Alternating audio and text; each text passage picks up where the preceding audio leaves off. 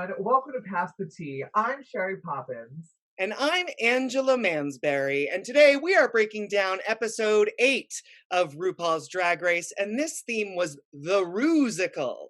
The Rusical, darling.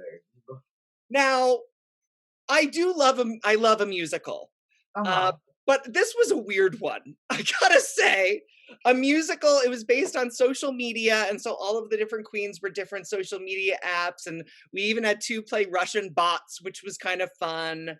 Um, I think it wasn't written my favorite. It just wasn't, but I thought the queens did a good job with it. Yeah, I think the queens, I 100% agree. I think the writing, if you really listen to the lyrics, for me, especially in the Russian part, I was like, this is like kind of weird that it's like the Drag Race Rusical this season. But I think overall the queens did a stellar job.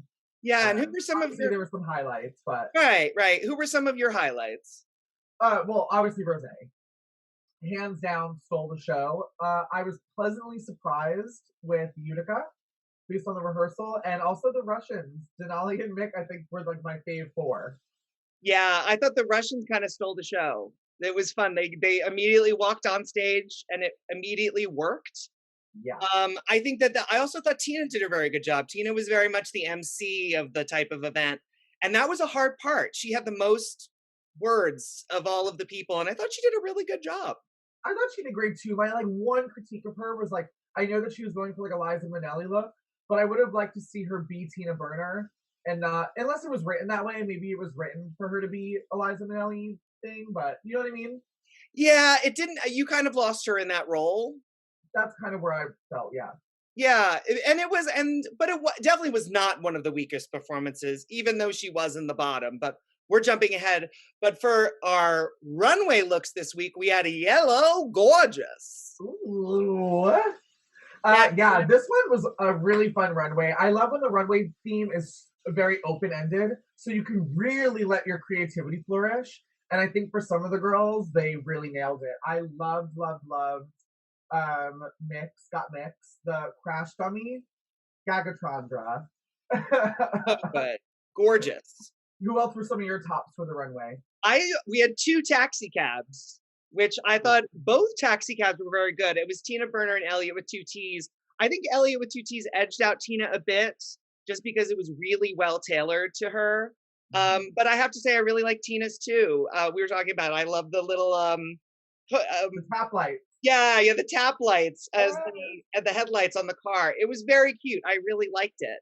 And then of course we had our bottoms of the week, which one it was Tina and it was Candy and it was Simone. Simone I had a tough know. week. The gag that like Simone has been slaying all season so far, and then just ends up in the bottom was like I think it's gonna be like one of those like reality checks. You know what I mean? Yeah, that was intense to see that our two lip syncers were Simone, who has been such a front runner in this, and then she Mhm. was lip syncing against Candy, and it was a great lip sync. They really both nailed it. And the gag of the century, tell us about it.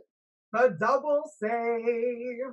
But this time it was different because like instead of being like Shantae, you both stay, or like Shantae, you stay, and also Shantae, you stay, they fully were like, bye Candy, after telling Simone that she was the winner. And then RuPaul, as she's weeping and walking off stage, is like, wait a minute, you also get to stay. We don't want to see you go yet. And to me, that's like amazing because I thought they both deserved to stay, but also like the psychological trauma that you're causing these girls this season between the whole like haves and have nots in the beginning and now this, I'm like, cut it out, you know? Yeah, my God, that was intense. That was intense to watch. But I have to agree, I thought Candy did such a good job. Of course, I knew Simone was not going to go home, but No. I thought Candy really rose to the occasion with that lip sync, and she deserved to stay. She really did. She did. And also like I love that Beyonce hold up reference. Like the dress was great, the flowers in the hair were lovely. Like her runway was strong, her performance wasn't, but then her lip sync was so good too. So yeah. Right. And of course, our winner of the week was Rose in an orange outfit, but fine. We still love the mask. We love it. So we'll We give it love a a good nod to a really classic film like The Mask. And I mean, and it was a no brainer. Whether she was orange or green or not, like she demolished that Rusical. She So did. She claps really for Rose. It was fantastic. And of course, next week is a bit different because they're doing a coronavirus special. So it'll be a bit different for RuPaul. But don't worry, we will be back in the future. So do not worry. We will be back here to discuss more RuPaul's Drag Race.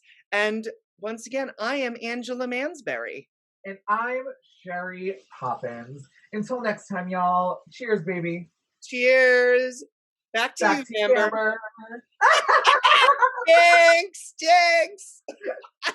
All right, bye, girl. Bye. Girl, that's hot.